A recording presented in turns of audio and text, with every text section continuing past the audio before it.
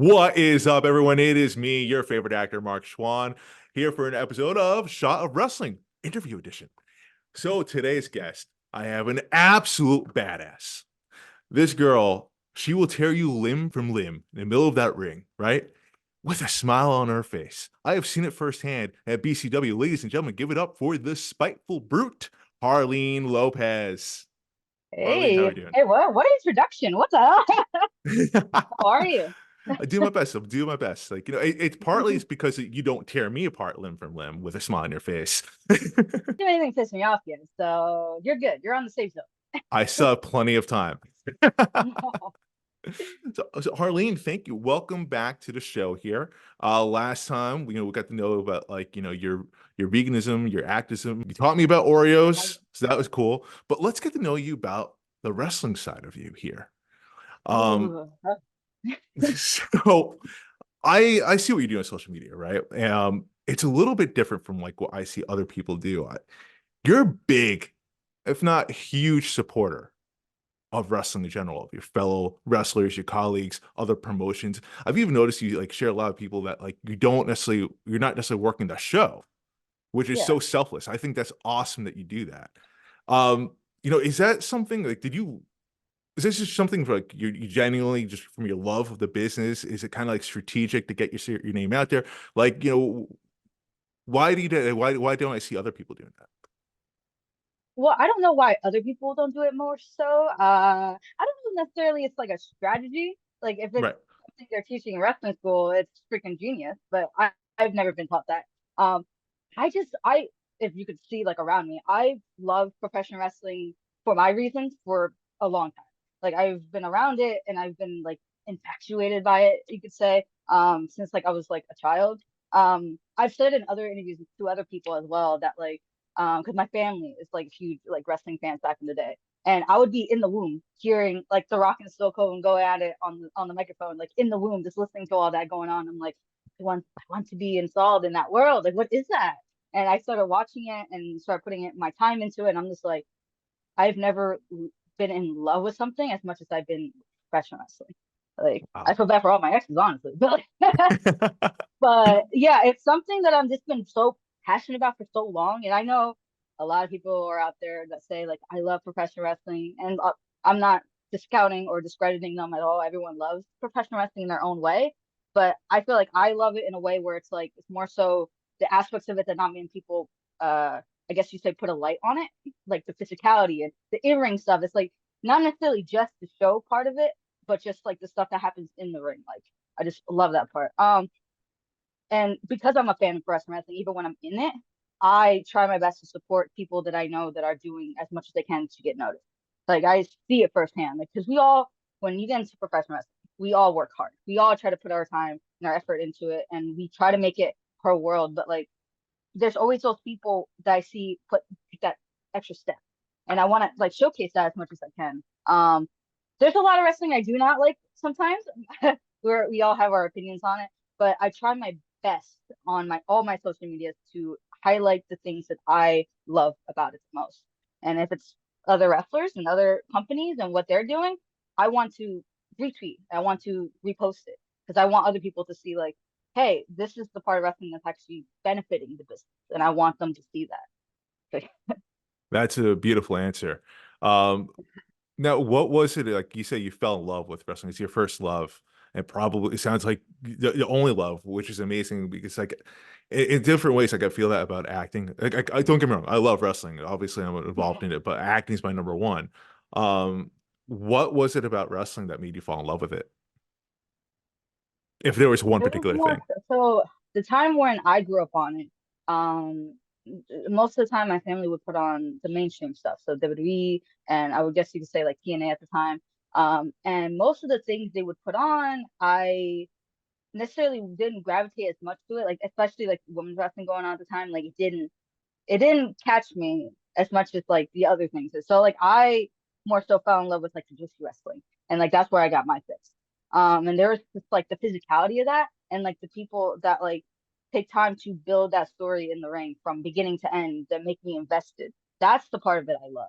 Like it's cool to come out and like have the spotlights on you and all those lights and the pyro. Like awesome. Like, sure, we all want to be a rock star, you know what I mean? Like, that's awesome. But when the glimmer of my eye started is like when I started watching it, like the in-ring stuff. So there was, you could edit this out if you really want to, but like I personally fell in love with the stuff that both Chris Benoit and Eddie were doing at the time. This was like, you could say like the 04, 05-ish era. Those guys would go hard in there, like the intensity and like the, like I wouldn't say the violence of it because there is more violent stuff out there, but just like the intensity of the ring and just basic moves in there, they just made it matter. And It, that's it the felt stuff like a I, fight. yes, I love the fight of it. And also I gravitated a lot to like a lot of technical wrestling. So I go back all the time now watching like the Bret Hart and Owen Hart, just like what those guys are doing. It's just like the technicality of like how moves transition to one another and like the fascination of like just, I guess you could say like physicality of it, like how athletic people can do and like mind-boggling stuff is what I love the most. And it's so funny that you say that because like everything you're describing is very much what you see in the ring with you. Like like so it takes me by no surprise because like your style, the presence, how you work in the ring, just essentially everything you just mentioned that you watched that inspired you to be. Is that what actually inspired you to be in the business? I was just assuming So right there. that's just, yeah. So I that's the stuff that I really love watching it. But because at the time a lot of the women on the mainstream stuff weren't necessarily doing that as much. And I'm not saying, I'm not discrediting anyone's legacy. Like there has been a lot of women out there that's done a lot for the business. There, there's like the Gail Kims and the Ivories and the Victorias that I will, go back and I appreciate their work, but they didn't take it to that next level as much as I love from the guys. Um, it's weird because it wasn't the time until like AJ Lee came on the scene where, because there was a lot of stuff I was struggling in my personal life at the time. Like I was so young, but I was still dealing with a lot of like adversities and like bullying and like just discrimination in my own personal life. That like when People were I saw bullying her you. on television, I'm sorry, People were bullying you. people were bullying me. God help them. God I help was them. known as that weird kid that loved wrestling, that weird girl. Like what's wrong with her, you know? Because I was just like a little dork about it. Like I wouldn't shut up about it. I had journals about it. Like I myself a little bit. See, we But would have been friends back in the day then.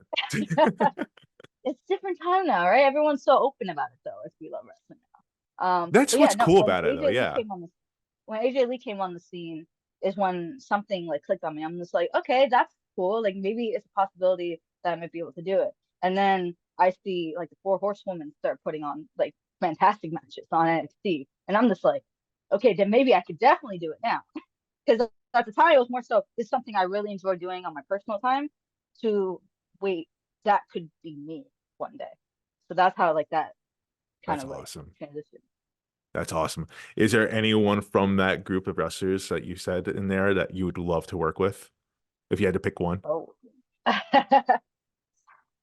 So I know I have a long ways to go when it comes to my own craft because I try to put so much importance in my own craft to a point where like I don't want to grow an ego about it or nothing. Like I am still so like humble to a point where like I there's a lot I still need to learn. But down the line, if I could get a match with Mercedes down the line in my career, that would be just magical. Really, Mm, it would be. that would be fire. Yes. That'd be absolute fire. I'd love to see that. Yeah. And yeah, I mean, I know you say like it boggles my mind that the last time I spoke to you, you said how young you are in your career because when I see you perform out there, when I see you wrestle, like I see someone that is like already years in the business. So like when you say you're so new at this, it blows my mind because in my mind, when you say that, that means you're only going to get better. And Oh no. and So much pressure. that's just insane to me.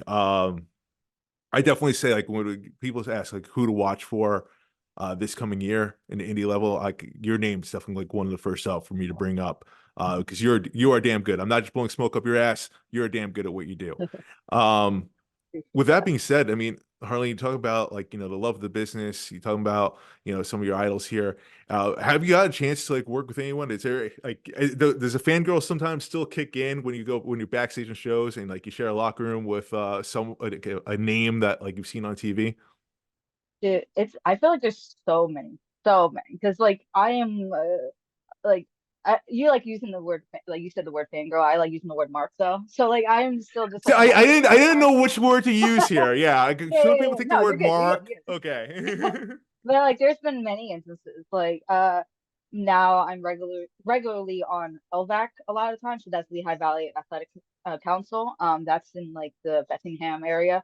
And just being able to meet and like constantly like, work backstage with like Ultramantis Black, who I saw in like Indies way before I even started for so long. And he's a vegan too.